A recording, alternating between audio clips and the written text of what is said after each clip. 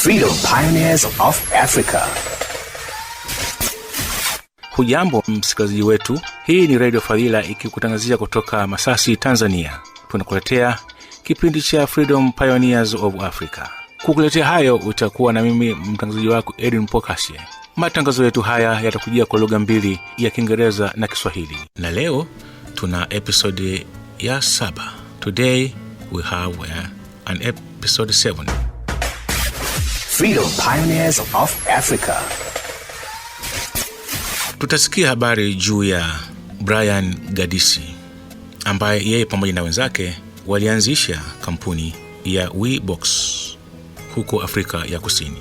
Tutamsikia mbunifu wa Kiafrika, yeye pamoja na waanzilishi wawili walichukua suala la mgao wa umeme nchini Afrika ya Kusini kuwa ni fursa ya kufungua biashara kwa kuwasaidia wale wanaofanya kazi na kusoma. Wakati mahitaji ya umeme yanahitajika kuliko umeme unaopatikana, hivyo basi matumizi ya mahitaji ya mgao wa umeme hupangwa. Kati ya mwaka 2020 na 2021, Afrika Kusini ilishuhudia kuongezeka kwa 40% ya mgao wa umeme. Miundombinu ya Afrika Kusini ikipoteza uwezo kwa kipindi cha nyuma, kwa pamoja kuongezeka kwa ukosefu wa umeme. Licha ya kushuka kwa ukuaji wa shughuli za kiuchumi kutokana na COVID-19, nchi ilishuhudia kukatika kwa umeme uliopangwa kwa masaa 1130 kwa mwaka 2021. Hiki ni kiwango cha juu sana. Freedom Pioneers of Africa. Unaweza kujishindia randi 100 kwa kushiriki katika majadiliano juu ya mada hii. Tutamsikiliza Brian Gadisi kutoka Iron Solution, ambao ni wavumbuzi wa WeBox, chombo ambacho kina kuunganisha na internet wakati panapokuwa na mgao wa umeme uliopangwa. Freedom Pioneers of Africa. We were supposed to be working from home and we had to have everything remote. And with load shedding, that made it very difficult to just stay connected, to submit your assignments on time, to catch up on lecture videos. So we just wanted to create a device that was designed to keep you connected at the most cost-sensitive price point. That's where the idea of the WeBox came about. My name is Brian Gadisi from Cape Town, South Africa, and I am a Freedom Pioneer of Africa. Freedom Pioneers of Africa. I had a pretty standard South African childhood, I guess. So my upbringing, I wouldn't say there was the traditional definition of entrepreneurship over the course of my life, and from all the way from primary school all the way to varsity. I always have ideas about very different things and how we could turn certain things into businesses. It wasn't something that I would say I actively made into a business at the time, but I was very curious about the mechanisms of how entrepreneurship works and how different businesses work. The WeBox is a UPS device that is designed to keep your internet up and running during power outages or load shedding. It kicks in automatically once plugged in, and you don't have to worry about any intermittent breaks between connectivity. So if you're on a Zoom, for example, and you get a power outage, you wouldn't even know that you got a power outage because your Wi-Fi keeps going, and it will guarantee you an uptime of 6 hours, which is efficient all the way from stage 1 through to stage 4 of load shedding. So you are completely connected no matter what.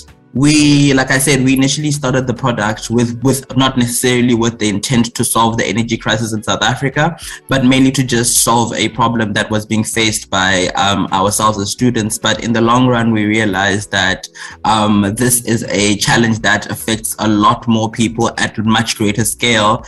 And there is a great opportunity to actually make a real difference in the space. We were on a WhatsApp group and would always complain because we get load shedding at different times because we stay in different areas, and we'd always complain about the same thing, and to a point where we were like, okay, this is getting really annoying. One of our business partners, his name is Alan, he had a makeshift solution to this, and he was the only person who wasn't affected by load shedding. And we said, Alan, would you be able to make one for me? Make one for Temba. When we actually had the units installed, we then started to have focus groups, and we had random people on focus group, we had friends, family, just to ask them, would this be something you'd be looking to get? And to our surprise, everyone said yes. And most of our problems were directly or indirectly linked to access to funding and access to markets. So initially it was trying to actually push the unit and get as many people to talk about it and to know about it as possible.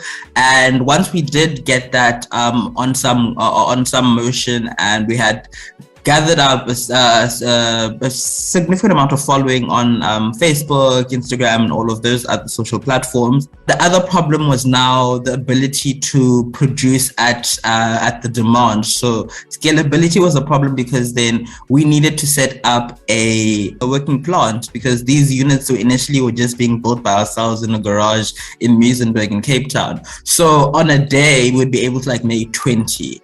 But then when load shed this was around June, July in 2020, where we would get about 100 orders a day, and we're only producing 20. So we had to scale. Firstly, we needed the cash flows to actually procure enough stock to manage our orders, and also we needed to have the capital to actually expand our team so we could have a larger productive capacity. That was definitely one of our major challenges initially. We did bootstrap a lot, so I'm sure this is pretty much any entrepreneur will tell you that for the first year or so, you're taking home nothing. And if anything, every last cent you have, you're pumping it back into the business to just try and get it to the stage where it's able to manage the quantity of orders that would be coming in on a regular. So what we are working towards now is to we're trying to bundle two things. We're trying to make energy access and access to connectivity. So I guess in an element, telecommunications, as accessible as possible. So where we see ourselves in the next 3 to 5 years would be ideally developing solutions for the whole African continent that suit the actual need and applications they'd be using for that in the long run would be able to promote connectivity, productivity, and access to clean and affordable energy. Freedom Pioneers of Africa. Tuambie, unafikiria nini kuhusu Brian na WeBox? Je, ni suluhisho kwa jumuiya yako? Tumetayarisha majadiliano kati ya Brian na mtaalamu wetu Bianca Pretorius, mkazi kocha wetu, ambaye anatupa mang'amuzi yake katika teknolojia, kidijitali na ubunifu. Hebu tuone nini Bianca atafanya kumfanya kuelekea kufaulu kiulimwengu. Freedom Pioneers of Africa. Freedom Pioneers of Africa.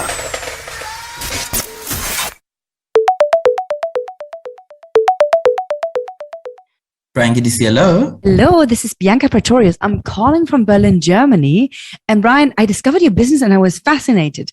Is it true that you invented a box that basically frees people from the fear of power outages, and you've built this and it's now a full-fledged product and you can and you're selling it? Is that correct? Yes, that is definitely us. So at Arian Power, we've developed a range of solutions that try to make your life as easy as possible in anything that's possibly related to power outages or connectivity. So like we have the Y-Box, which will keep your Wi-Fi up and running when you have a power outage. The reason why I thought this is a fantastic idea is because the Y-Box makes you not even noticing that there was a power outage.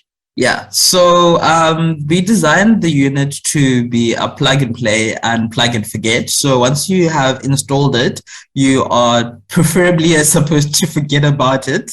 In the event of a power cut, our unit will switch automatically from grid power to battery power. And when the power comes back, it'll switch back to grid power and charge the battery simultaneously. And this all happens in a matter of milliseconds. So if you're on a Zoom meeting or if you are streaming a TV show or something, you wouldn't really know that your power went out. The only thing that might be a telltale might be your lights or your neighbors complaining, for example. How do you help with accessibility to your innovation for everyone? So the unit was actually designed with the thought of accessibility as its core, so that if you're, say, a student who's studying for matric or exams or something, you're still able to just have the basic necessities to prepare for your exams. We are currently the most affordable unit on the South African market. What kind of reactions did you get from the market when you entered? Because you're underbidding them in price. So there's people who didn't quite like the fact that now this young couple of entrepreneurs enter the market with this innovative, well-functioning, affordable product. How did you overcome those challenges? And what was the hardest bit for you in this entrepreneurial path? I think there are quite a few challenges that we faced. Like you said, when we entered the market, not everyone was excited that we entered the market. So big business, they have the capacity to outprice us, and they have the capacity to outsell us, and they have the networks and the channels to push their products through that we in the initial phases don't necessarily have.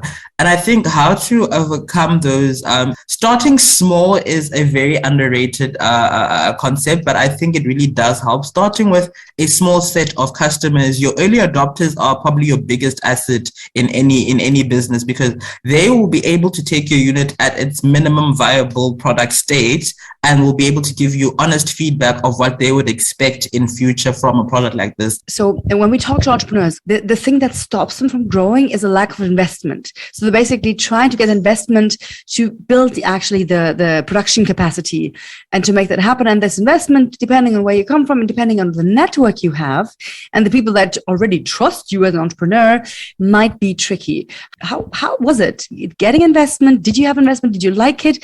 Did you need it? What was your takeaway? So it was a challenge and a half, I must say, because initially when you still just have your idea, you'll get almost no investment, because then it's just what it is. It's an idea and it needs to be developed a little bit more before investors might even consider giving it a second look. So when you approach an investor or a funding house, the most important thing they wanted to see, they loved the idea, they thought it was great, but they wanted to see market traction. And we were able to produce market traction because we showed them that we have, it's not a lot, but it is a noticeable number of early adopters who have our units, who are using them, and they've given us this feedback. And we want to acquire funds so we can go and address these problems, so we can access the next segment of the market, which wouldn't be as forgiving for a unit that still needs work. So being able to show your track record, even at a small scale, will make it,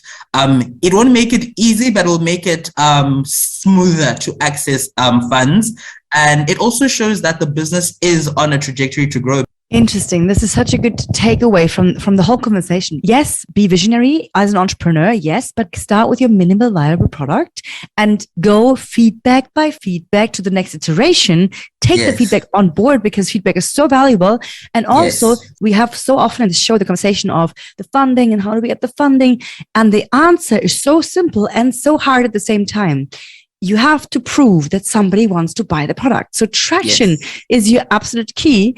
And that means that when you talk, dear entrepreneur to be that listens to the show, cherish your first customers. Brian, it has been an absolute festivity to talk to you and to learn from this splendid journey of YBox. Yes, I can see this very becoming global very soon in Africa, but also beyond that borders. Yeah. Fantastic. Thank you so much, Brian. Thank you for speaking with us and with me today. Thank you so much, Bianca. Likewise. And stay connected. I can say not a problem with you. Stay connected, yeah. Freedom Pioneers of Africa. Freedom Pioneers of Africa. Je, ni nini maoni yako kuhusu ubunifu wa Brian? Je, ni ubunifu? Kifaa hiki cha WeBox kinaweza kumudu na familia zetu? Ni njia zipi nyingine tunaweza kutatua tatizo la nishati? Kama ungeweza kutoa nishati kwa jamii yako, ungefanya nini? Ni mapungufu yepi katika jamii yako unaweza kufikia chochote ambacho ungependa jumuiya yako ingependa kubuni kusaidia kutatua tatizo katika jamii yako?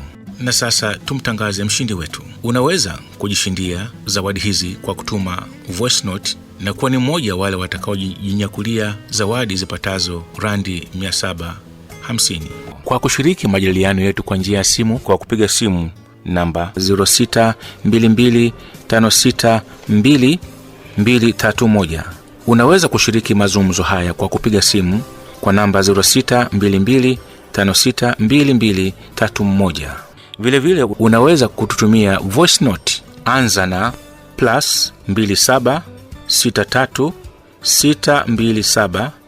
+27626278997. Nitarudia, anza na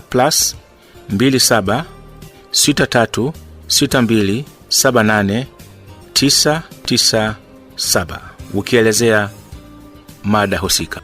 Ujishindie kiasi cha rangi 750 za Afrika ya Kusini. Basi kwa wale ambao mmekuwa mkitufuatilia na kutusikiliza, asanteni sana. Tukutane tena mpaka juma lijalo. Nikikuaga ni mimi mtangazaji wako Edwin Mpokasye, nikutakia usikizi mwema wa vipindi vingine vya Freedom Pioneers of Africa.